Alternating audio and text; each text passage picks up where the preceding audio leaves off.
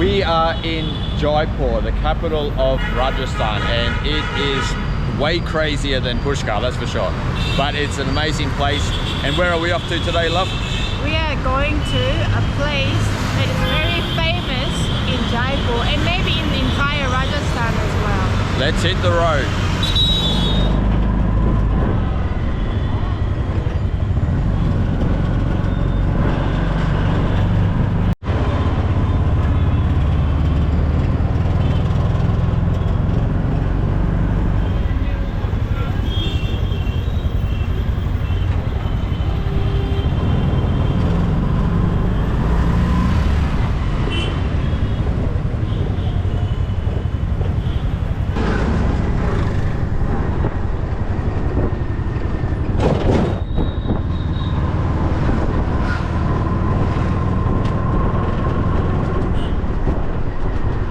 So we have arrived at Amber Palace, and Guy and I have no idea what this place is about, but so far so good, isn't it, love? Yeah, it's beautiful. There is a huge lake just right below the palace, and yeah, it looks magnificent. And up around there's actually a wall built around here. It looks like the Great Wall of China, but we'll call it the Great Wall of Jaipur.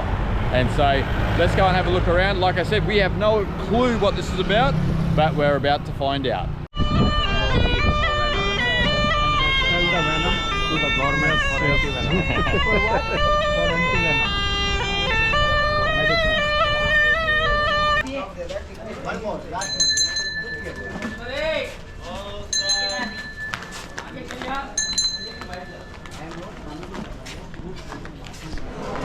So this beautiful Amber Palace was built by a king named Man Singh in late 1500s. And guys, it's an amazing place. Here in this particular hall, you've got marble columns, marble floor, and then you've got red sandstone ceilings, some red sandstone columns over here. Let's have a look. This is not coming down anytime soon, I can tell you. This will be here towards the end of days. As you see here, look at this. Even the craftsmanship on there is still to a T. It's amazing that a lot of these older structures, they still survive intact a lot of the time. So even a lot of the paintings on the walls now have disappeared, as you'll see as we go further around. But man, this reminds me of in Arunachala Shivara. I mean, it's not similar, but the column, the 1,000 column room in Arunachala Shivara, if you've ever been there in Tiruvannamalai. And if you have a look out here, just look at, this is out over the town.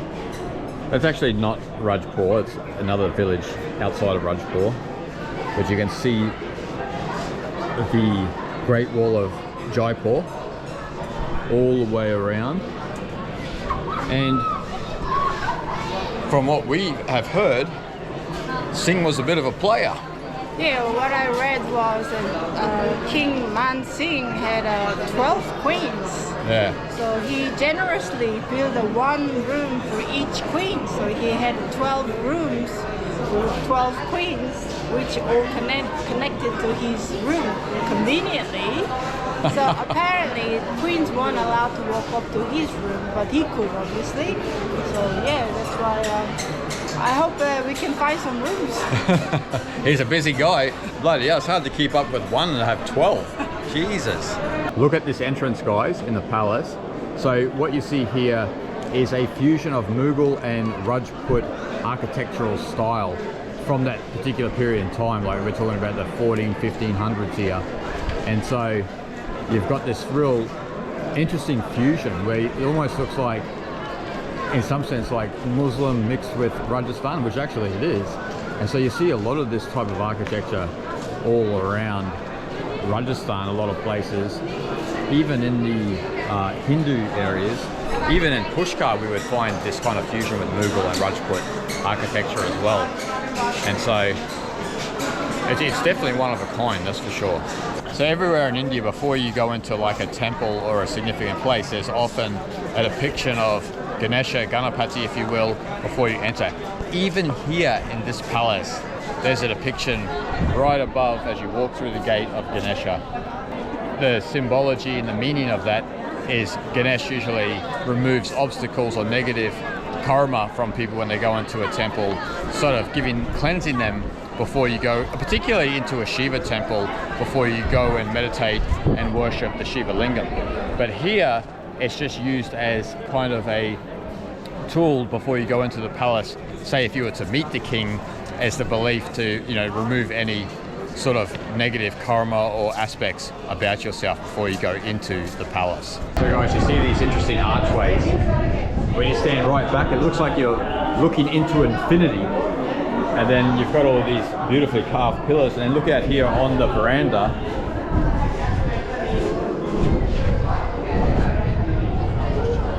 Look at that.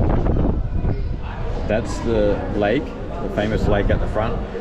They say there's actually a crocodile in here. I'm not quite sure. I see cows bathing in there. If there's a crocodile in there, those cows would have already been breakfast a long time ago. So you see on top of here, I don't know what that is really, but that's something to do with the temple. And you've got this lake, then you've got the Great Wall of Jaipur up here, which goes along the ridge. Man, this king, he really had it worked out, that's for sure. This seems like just made out of one big stone. It's just all hand carved, you can tell.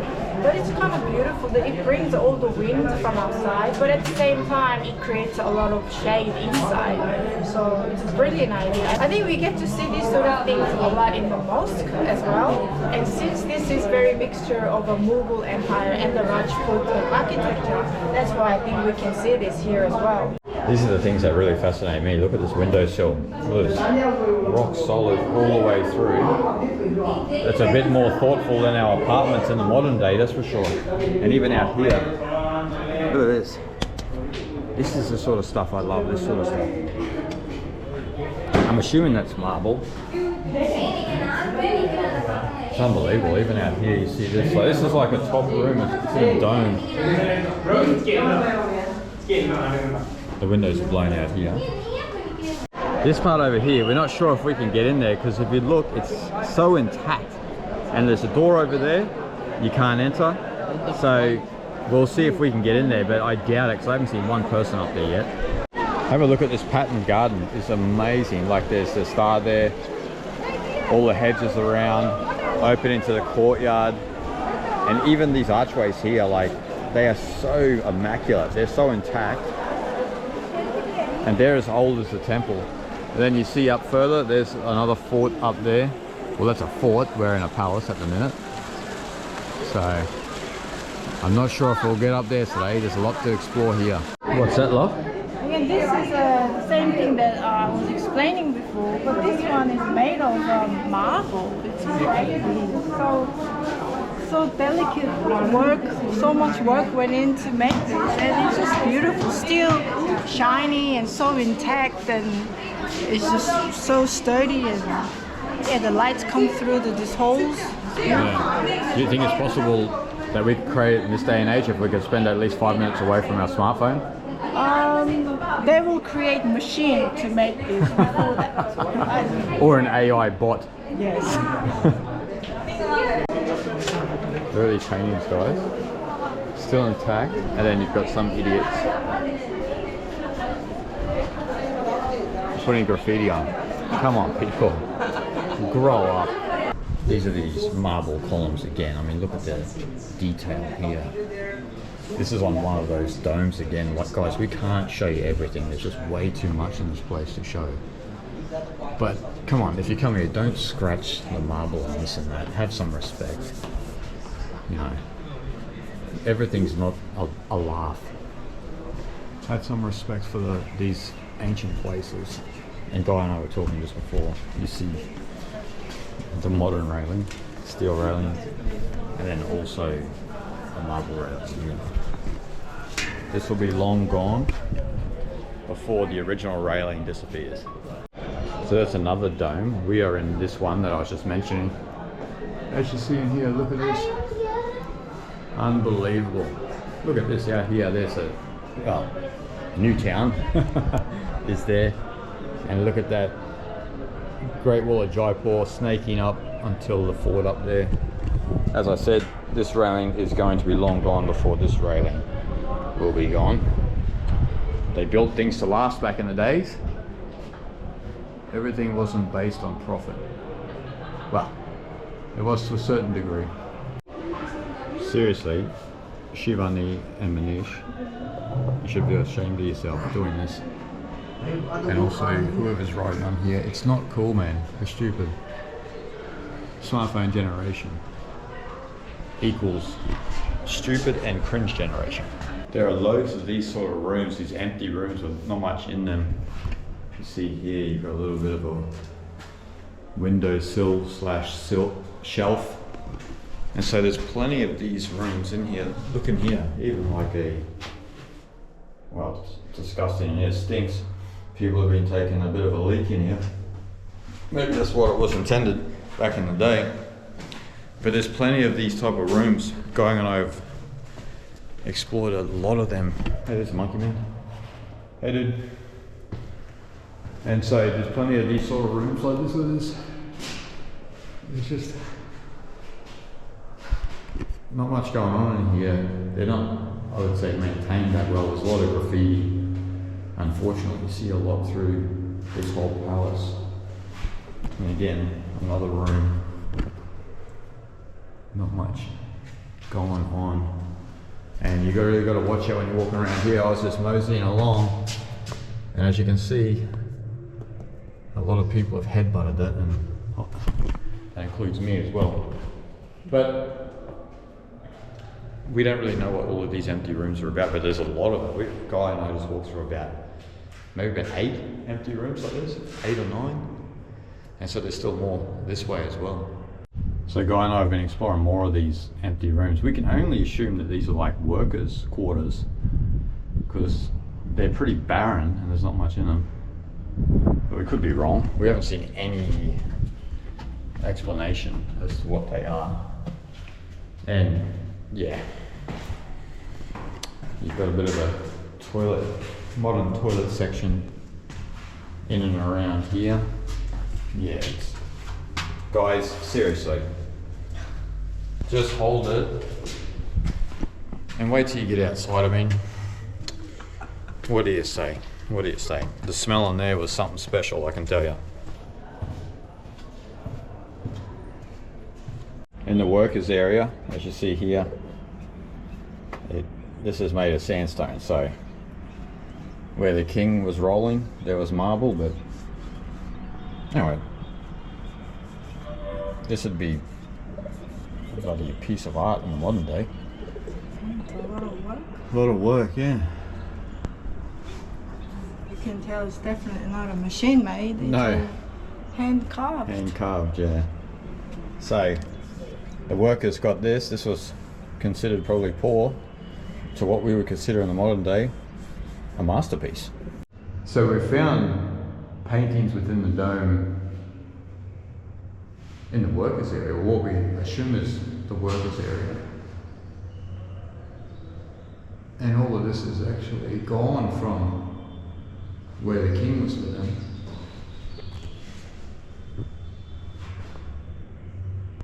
As you can see, the detail on the lower level is not as good as where the king was. But then the paintings in the dome are still intact. And I don't know what that is right in the middle. Looks like cow dung, so some sort of nest. So guys, I think we were half right. These actually are the ladies' apartments. So all the queens and whatnot. Well, we think that they were the apartments, and where we were back here, there's also ladies' apartments as well as some of the workers' quarters. And so this whole area in here was where the ladies mingled. Yeah, so maybe we must have entered at least one of the queen's room, I assume. Yeah. And there's plenty of staircases which going somewhere. So I assume there could be king's room, never know. Yeah. Queen's room. No, from queen's room. Oh, from queen. Yeah. There's shortcut. Yeah, there's a shortcut straight to the queen's room. And so in here you see, and who knows, even in here, like this could be a queen's room as well. We're not sure. So you're a high ceiling. It's so cool in here. Like the temperature just drops. It's amazing. And so these rooms could possibly be the Queen's rooms as well. There's no real information. It's just that this whole back area is the ladies' apartments. And so,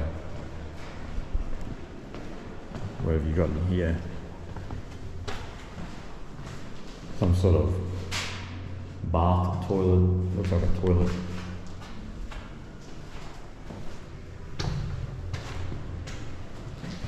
And so, where we were just before is actually just behind you, so it's all in this back section.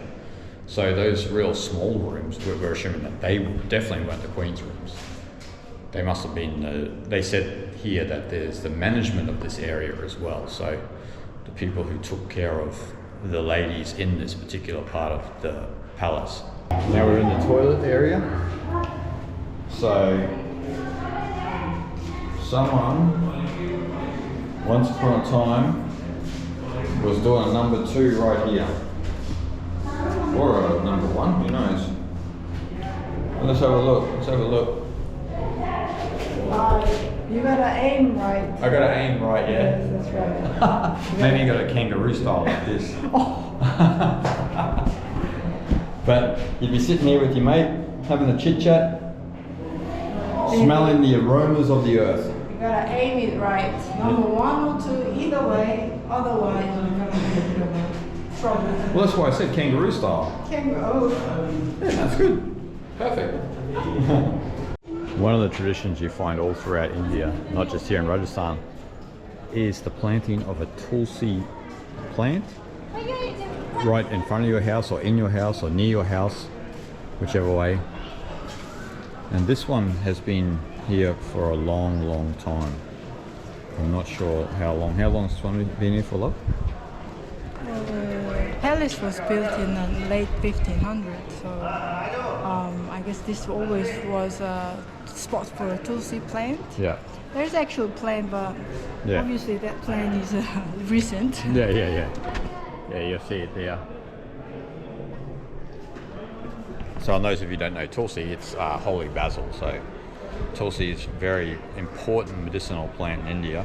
Well, anywhere really, but it's been recognised as that in India for who knows how long.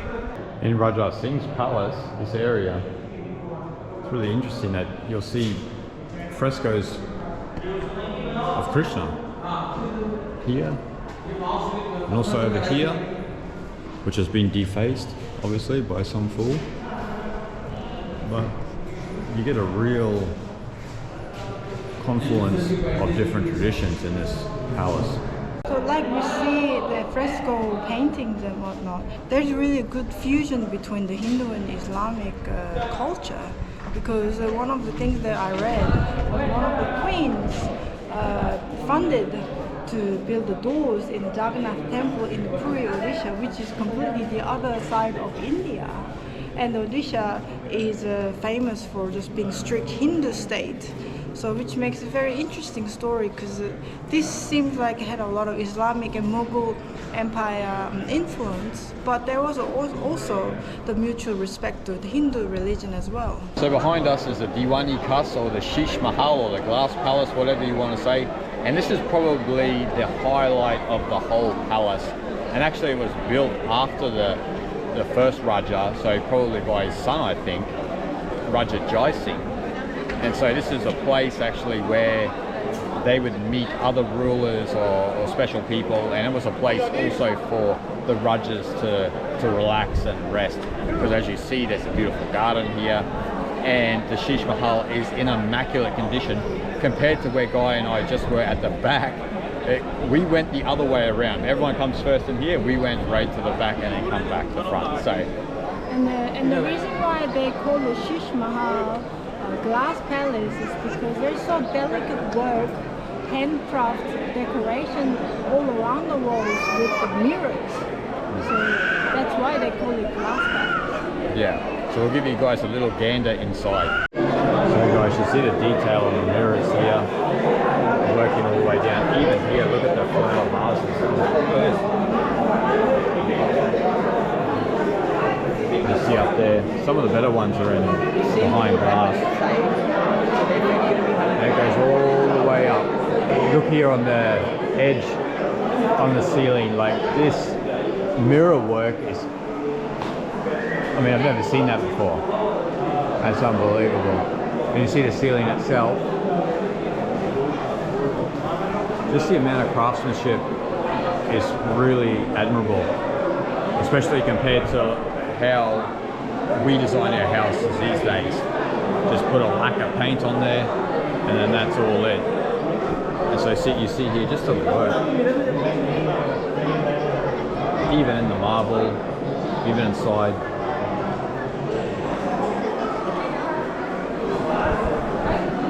You're just never going to get that in this day and age. No one builds anything like this. You know that. I don't think there would anyone attempt to build something like that. Why waste time for 25 years to build a one building? Exactly. We'd be thinking, oh, maybe we're not going to be here in 25 years, but that was the dedication they had in the old days. Now we're in the King's Dunny. Have a look at this. A little bit better than those little shitholes we saw before. Look at these ones. Room service. But I'm serious, it still smells like they're in use. What part of the palace is this, love? It's called the Cafe Coffee Day part. So this is, they specially allocate this area for modern days king and queens.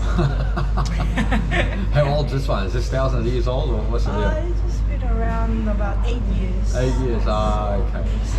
A lot of history. Yes. Seriously though guys, this would have been a room, but not a significant room obviously. Well, we don't know, they've just, Cafe Coffee Day have just bought this place, so who knows what's going on here. Anyway, it's time for a feed. This is a tunnel under the palace. Tunnel that goes to the nearby fort so that people can escape at an emergency situation, I guess. So interesting. It's very high ceiling and it's quite cool. Very spacious. Guys, we are all sightseeing out. Guy and I, we're not the best sightseers, and I mean, we've seen enough, but this is probably better to come to than Agra, isn't it, love? Yeah, I think so. Agra is, the outside is beautiful, but Taj Mahal inside is apparently, there's really nothing much to see because there's a lot of gemstones been stolen, and yeah, so I think this place is much more beautiful and interesting to see because a lot of things are very preserved in a very good condition. And guys, if you come in here, make sure you absorb this place too. Don't just come here for a selfie. Like, come in here is a real exhibition of how meaningless the modern world is. Everyone's coming to a sightseeing destination just to get a selfie to put on their silly Instagram or Facebook or whatever. But don't do that. Come here and absorb the place. Come and scour the place like we did from head to toe, and you know, find out what it's all about. Don't just come here for a silly Instagram picture. I mean, it is a real scene here, I can tell you. And look, I know it's the way of the modern world, but that's not how Guy and I roll. So, like I said, we're not really sightseeing people. We usually go to somewhere that has some sort of significance for us. But we thought we wanted to see this place, and actually it is quite a beautiful location, and actually around here, like in the mountains and that, is magnificent. And so we're going to head off to Munsagar Lake, which is just down the road. We're going to have a tea. So we're signing off. We hope you're all safe and sound, and we'll see you guys in the next one.